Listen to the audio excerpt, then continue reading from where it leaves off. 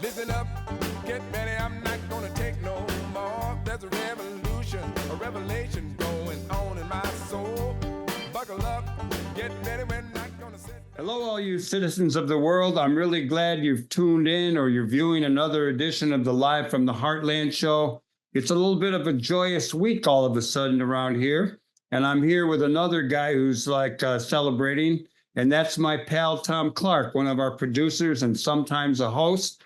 And we're going to chat for a while, and then a little bit later, we're going to bring on cousin Adam James. He's going to talk little Olympics, martial arts, and I'm sure some politics. And okay, so Thom, how about we continue our gushing about and the joy that we are sharing about Harris's vice presidential pick. She kept us waiting until Tuesday afternoon. And so I don't forget, I want to just let everyone know that the White Sox finally won, and this weekend they'll be playing the Cubs. So that's a Chicago deal. Tom's a Cub fan. I'm a White Sox fan. He's wearing an Obama shirt. Good morning to you, Thom. Well, it's been a long time since we have felt positive about the body politic, but I think the last 2 weeks has shown an amazing shift in energy and excitement. In numbers of people signing up to volunteer to do canvassing and postcard writing and phone calls in order to get everyone off their couches and voting this fall, because we know it's a critical election, and it's actually been a pretty amazing month in the history of politics. I'm wearing my Obama shirt because I haven't felt this happy and hopeful about what's to come in a long time. I think most of us were feeling rather dreary about a knock 'em down. It's the end of the world. We need to change things and go back to the 50s because everything was so good back in the 50s. And we were going to try to figure out how to live with that. Well, it's changed. And I think the VP pick is just a small part of this story. I think that the genuine excitement and, yes, indeed, the laugh that our presidential nominee now, Kamala Harris, Vice President Harris, is really something else. And we're still trying to measure it. The pollsters can't keep up. I think that the ground game that we've talked about being so important has a heck of a lot more volunteers now. The excitement, people are opening doors, I understand, in Wisconsin that they weren't opening a couple of weeks ago because they just didn't want to talk about the election anymore. Now they want to talk about it. That's really exciting to have at least part of the electorate a little more excited about the prospects of what might happen in the fall. They're blissed out. I mean, I think you've been on some Zooms with, there's all these white guys for Harris and, progressives and environmental people with hundreds of thousands of people listening in. I think you've been on a couple of those. Well, my dear wife, Jean, and I tuned in on a third act Zoom call. It started with Jane Fonda. We had Bernie Sanders in the middle and a couple of different authors and folks working at the grassroots. Although Bill McKibben is a pretty well-established national environmental leader, the rest of us are just elders trying to work through Third Act Illinois to save the environment for our grandkids. Couldn't be a more simple message than that. We're trying to use the skills we've learned over decades of organizing work and political work and apply it to trying to stop big oil pumping more out of the earth, when in fact we ought to keep it there and start moving to a carbon-less society. It's a very exciting project to be part of. And I'll tell you, it was neat to see these celebrities who are often at other stages talking with our group that we thought we'd have maybe 1,000, 2,000 people. 11,000 people showed up to this environmental hearing, and that was indeed on the same evening this more better promoted progressive Zoom meeting that attracted 100,000 people plus. And each of these efforts are raising money that no one thought they could raise. In months of work, they've raised in a week. And it's just indeed a very exciting time. You know, my wife was the first one I heard using the term joy, and it was long before I saw Walls come on to television and use it over and over, along with weird. He really came in on that. But, you know, the race is still probably pretty tight, and we don't want to take too much for granted. At least our public position has to be, we can be joyous, we can be happy, we can be optimistic, but let's not take it for granted. And I think Nate Silver, who sort of jumps around these days, he actually, I was just shown a little while ago on my front porch, something on my wife's phone, that he basically has Harris a few points ahead of Trump in the Electoral College now. So while I know one of the things you caution about is not paying too much attention to polls, it's nice to see the polls moving in a direction that we can be happy about. We do spend too much in the media, a plural noun, so there are lots of different corners of the media landscape, but the mainstream media, if we can refer to that, really their news staffs have been so shrunken they almost are forced to do racehorse reporting using the polls, overusing polls, because the polls are a picture of what was going on yesterday. It's from a moment in time. And most of the electorate, until maybe this past week or two, don't pay attention to the election until their kids are back in school and it's after Labor Day and they start worrying about how they're going to get through the fall and, you know, get Christmas presents for the kids and all that. And then there's this election, and most people wanted to just have this election go away. And suddenly, there may be a lot more interest in it. So I'm not that worried about the polls, because I think particularly people like Nate Silver, he's had to change his new algorithm like 3 times in the last 2 weeks. So how does he know what's really going on when his own polling is kind of topsy-turvy right now? I think pollsters are trying to catch up with where the electorate is at. And the electorate is, I think, paying a lot more attention right now. Well, it certainly has shifted, and the joy is flowing. I have to say that I always believed that even with Biden at the top of the ticket, we would win. I'm an eternal optimist, but I like to have faith in the American people.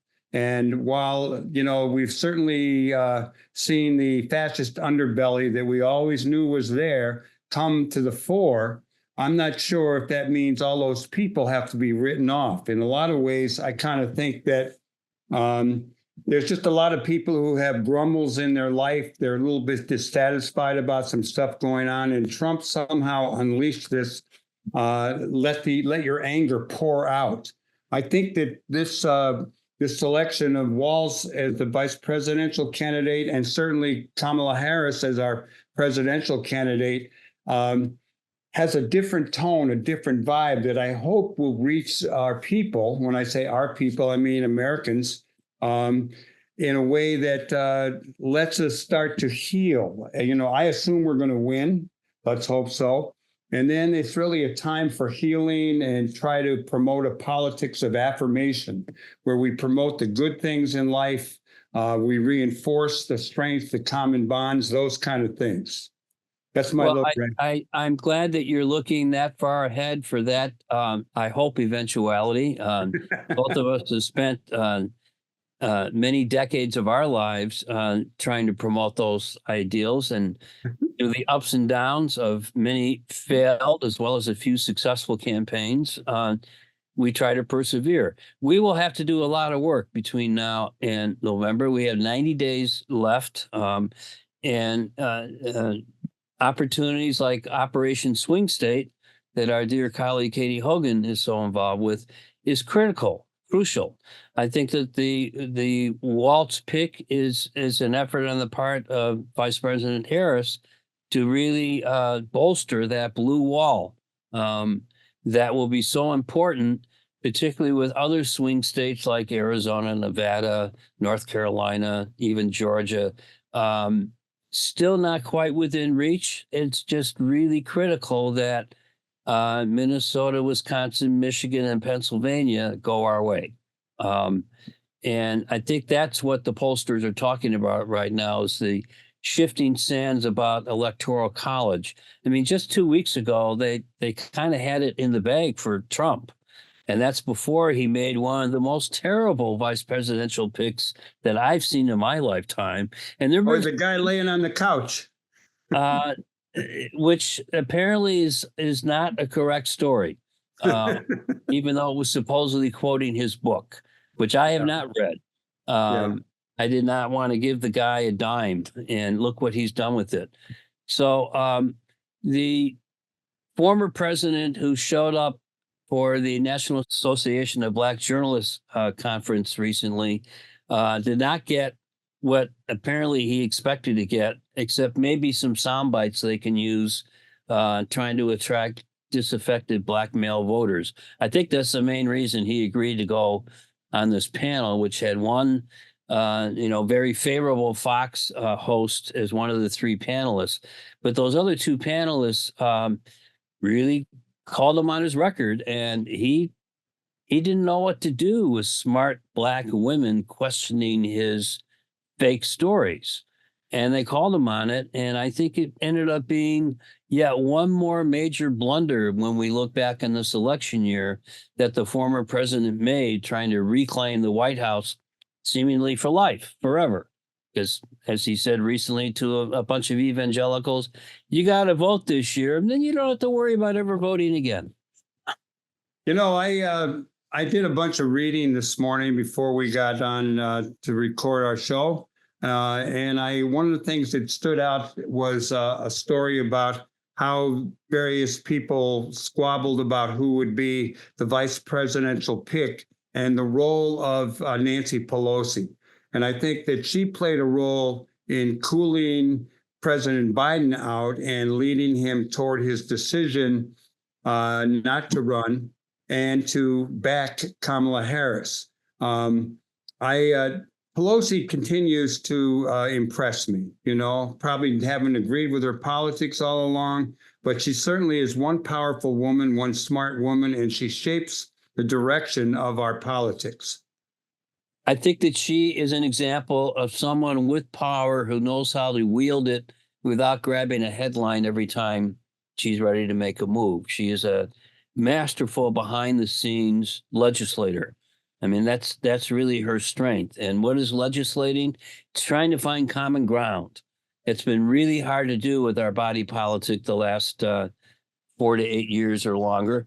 But I think once again, we're grasping for an opportunity to show a different way of governing. And, that includes some backroom deals sometimes, because that's how you get the sausage made. But I agree with you. I think Nancy Pelosi is really, for the last decade, a unsung hero for the role she has played in a very divided Congress, in a very divided country, to actually get some things done. And she and the Biden administration got a boatload done the last 3.5 years, and a very, very strong record for the vice president and now her new pick for VP to run on this fall. I'm going to throw a couple things in here just so that I have them on the record. Because we can go talk about some other things. But, Fetterman, who is a senator from Pennsylvania, who wears sweatshirts, et cetera, we've always kind of liked him. But on the question of Palestine, Israel, he's been a little to the right on that, I think. And but he also portrayed Shapiro, who apparently has his own presidential ambitions, which probably kept him out of getting the nomination for the VP. Fetterman portrayed Shapiro as a political opportunist with his own ambitions. And on another front, Sean Fain, who is the president of the United Auto Workers, told the vice president's vetting team that organized labor was most excited about Andy Beshear from Kentucky, a Democrat in a Republican state, twice elected, and Walz, and would not be enthusiastic about Shapiro or Kelly. I like that. And I think, that's not a bad analysis. I think that there were other issues with Shapiro, but he kind of took himself out on whether or not he's planning to run for president later on. I think he likes being governor, and I think he would have brought more problems to Vice President Harris's effort, particularly around Israel and Gaza. We can slide into that issue for a moment if you wish, but I think she went, as one newspaper account had it this morning, she went with her gut.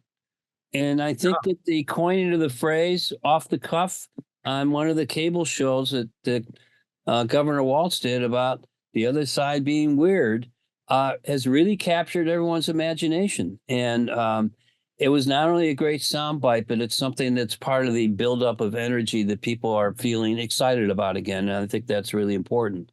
In the background, we will have our still President Biden for the next 6 months. And one of the big things on his lap, self-created, with his continuing strong support of Israel, is the mess in Gaza, which really is threatening to go into a much broader theater of war right now. That may have been what Biden was looking at with his strong support with Israel to date, though I can't imagine he expected the kind of devastation of Gaza that's undertaken. I mean, people need to keep in mind that a area about the size of the city of Chicago, with about the same number of people, has had 2/3 of its population relocated twice in the last, 8 months that this terrible calamity has been going on. And all their hospitals and schools and whatnot are bombed out. I mean, it's just a totally devastated wasteland. And I think that the big elephant in the room that people haven't talked about that much is Iran. And, Iran is what brought on Jimmy Carter losing and Reagan into the White House, which is when this mess we've been living with really started. If you want to, look at some historical context here, at least in my mind, that's when our troubles began, whether it's Reaganomics or killing the air traffic controllers union, that whole kind of anti-labor thread that came into our body politic. We have to look at it really starting with the hostage crisis in Iran. Remember that? Right. I remember. Well, that's what's percolating in the background of this widening war. And for better or for worse, the fraudulent fascist Netanyahu is the bulwark against these competing forces coming in from now 2 or 3 sides. It'll be very interesting to see how Harris picks up that particular plank in the platform and what she does with it. Well, I think they're a little critical of Israel these days, and we'll see how it handles it, but it has ramifications within the Democratic Party. There's a thing out there, a group of people called a squad, which are progressive legislators, and Bowman in New York was defeated with a lot of AIPAC money. And just this past Tuesday, Cori Bush in Missouri, who came out of, the demonstrations back then, she was defeated Tuesday by a guy named Wesley Bell. This is for a congressperson out of St. Louis, and AIPAC, American Israel Public Affairs Committee, put over $8 million into his campaign. So it's still an issue internally. And unfortunately, one of the congresspersons that I like, Cori Bush, is no longer going to be on the ballot. Right. It shows the influence of a part of the Israel lobby, because we have colleagues who are part of Not in My Name and other affiliated Jewish groups who are opposed to the current conduct of the Israeli government, particularly in regards to Gaza. So. But indeed, some of the moneyed interests behind the Democratic Party have strong support for Israel. And that's historic, and it's not going to change overnight. And it's a dynamic within our multifaceted party that will have to be dealt with. There's a lot of other stuff that we could talk about. There's Bangladesh, there's Venezuela, There's the unfortunate far-right race riots going on in Great Britain, although they may be subsiding. But I'm going to ask you a couple more things while we have time, Thom. One would be your thoughts on the still upcoming Democratic convention, and then we can close out with some talk about what you've been working on. Well, I think that the Democratic convention will be hopefully a grand celebration that will continue this feeling of joy, but also energizing the party base to get out there and get all those couch voters off the couch into the polling place this fall. I mean, that really is what needs to happen over the now less than 90 days. There will be, around 60 days left when the convention is done. I am not expecting a police riot or protester riots. I think that that's been a little overplayed by the media, though there will definitely be Gaza protesters and reproductive right protesters. And there still needs to be some permit issues worked out between the city and protesters. I don't think it's going to be a 68. I think that's kind of a media creation. And it was an important chapter in Chicago's political convention history, certainly. But I think this year is going to have a different flavor. I hope so. And I've been saying that I was interviewed during the last Democratic convention over 30 times. There is a picture of me from 68 that of trying to tip over a paddy wagon, and it's gotten some attention again. I've done interviews with USA Today, with NPR and CBS is coming back with a national crew to interview me, and they all want to talk about 68. But I do agree with you. I don't think there'll be the massive turnout, and I hope that the police force is much more educated. Hopefully the whole deal is smarter. We don't have Abby Hoffman talking about putting acid in the water supply. I hope it goes smoothly. We got a couple minutes left, Thom Clark, and I know that since you left your regular slot as a weekly host on the Live from the Heartland show, you've been hard at work on some other projects. And besides fixing up your house, give us a little hint about what you're working on and the status of all of that. Well, I'm very proud to be a volunteer with the Investigative Project on Race and Equity. RaceandEquityProject.org is where you can find us. This is an effort to reinvigorate data-driven investigative journalism, good storytelling. We are also training young journalists of color to do this kind of investigative journalism. And within our first year of operations, we've already been winning a bunch of journalism awards. In particular, a story we did in conjunction with WBEZ on police traffic stops continues to have reverberations. Even in the paper this week, we have a story about how the cadre of police officers who stopped and ultimately killed Dexter Reed a few months ago had been involved in 50 traffic stops within 3 days of that particular incident. Of those 50 traffic stops, not a single ticket was issued, much less any guns confiscated or felonies assessed, which is the police department's rationale for doing these kind of random police stops. By far, Black men and Hispanic men are the ones that are often pulled over, often not even for a moving violation. So there are a lot of reforms that need to be done in the way that police are trained, in the way that they respond to these kind of potentially heated situations. And our investigative reporting, using data collected by the state of Illinois over the last 20 years off of legislation that then State Senator Barack Obama passed because he was tired of hearing stories about driving while Black.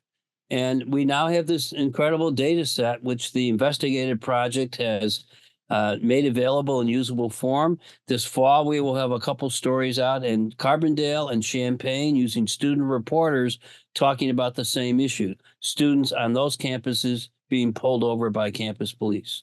It'll be a very interesting series of stories. RaceandEquityProject.org. Well, Thom, keep up the good work, and I'm always glad to see you, and I have seen you a few times lately again. It's you're a regular on the show. I call you one of our executive producers or lifelong, whatever title you want, as well as being a host and coming on the show. We are living in an exciting time, and we have a lot of opportunity to make a difference. And I do think that young people are certainly aware of all what's going on. I think a lot of older people are. I have a good feeling again, like a lot of people throughout the country, that things have shifted in a direction that gives us some real possibilities to make the world a better place. And I know the work you're doing and the work a lot of the people who listen to this show or view this show are doing will help make that difference. So thank you very much. Well, thank you, Michael. And sign up for Operation Swing State. Get ready to do canvassing or phone calls or postcard parties. My wife and I are planning to do one in the next couple of weeks. There are many different ways you can get involved with this effort this fall. It is important for the future of our country and our families and our kids. Okay, everybody.